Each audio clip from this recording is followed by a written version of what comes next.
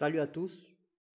Dans cette vidéo, nous verrons un autre type de graphique pour comparer l'objectif et le réaliser. Lorsque vous cliquez sur le mois, vous avez automatiquement le graphique qui est dynamique en fonction des valeurs. Nous allons sur la feuille 2 pour réaliser notre graphique. Vous avez ici cette plage de données dynamique qui est liée à des segments, liés à un tableau croisé dynamique. Elle représente les objectifs de vente et les réalisés. Vous avez le prévisionnel et ce qui a été réalisé. Donc ici, vous pouvez remarquer que quand la barre du réel est en dessous de l'actuel, cela veut dire qu'on n'est pas bon. Et si la barre du réel est au-dessus de la barre, cela veut dire qu'on est bon. Vous cliquez dans n'importe quelle cellule de la plage, vous allez dans l'onglet Insertion et vous insérez un graphique histogramme groupé ou un graphique histogramme empilé. Nous allons utiliser le graphique histogramme groupé. Vous faites un double-clic sur la série réalisée et vous avez le volet format qui s'affiche. Dans Options des séries, vous mettez la superposition des séries à 100%. Et ici, si vous mettez la largeur, ici, si vous réduisez, ici tel que le graphique est représenté, si vous réduisez simplement ou augmentez la largeur de l'intervalle, vous voyez, les deux sont réduits en même temps ou sont augmentés en même temps. Pour cela, qu'est-ce que vous faites?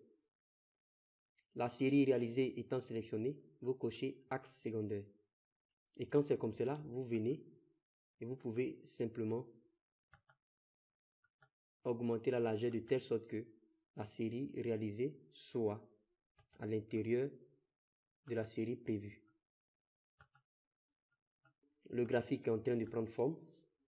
Ici, je fasse le graphique et nous allons le faire avec le graphique histogramme empilé. Vous le supprimez, vous insérez un graphique histogramme empilé et vous avez ce graphique qui s'affiche. Vous sélectionnez la série réalisée, vous partez dans Options des séries, vous cochez axe secondaire, vous laissez la superposition des séries à 100% et vous augmentez la largeur de l'intervalle par exemple et vous avez le même résultat. Travaillons sur le design. Par exemple, pour la série prévue, j'augmente la largeur des barres et pour la série réalisée, j'essaie d'augmenter un peu plus. Par exemple, pour la série prévue, vous mettez un remplissage bleu clair, ce bleu-là, ce bleu clair.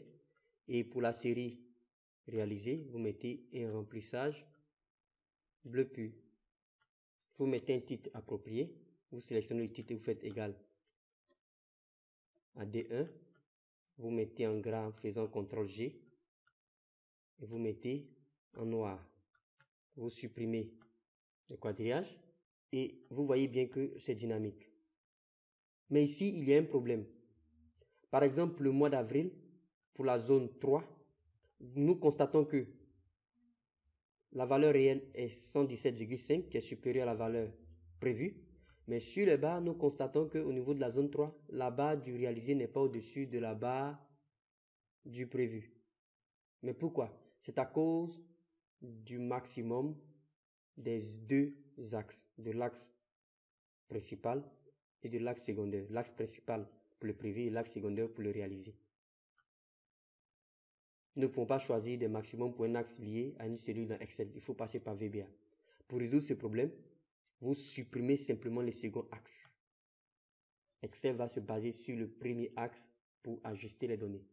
Et vous voyez maintenant, nous avons quelque chose de vrai. Vous pouvez ajouter des étiquettes de données pour les barres du réalisé. Vous sélectionnez les barres du réalisé et vous ajoutez des étiquettes de données. Vous pouvez mettre un intérieur base et vous mettez en blanc par exemple. Merci et restez connectés pour les prochaines leçons vidéo.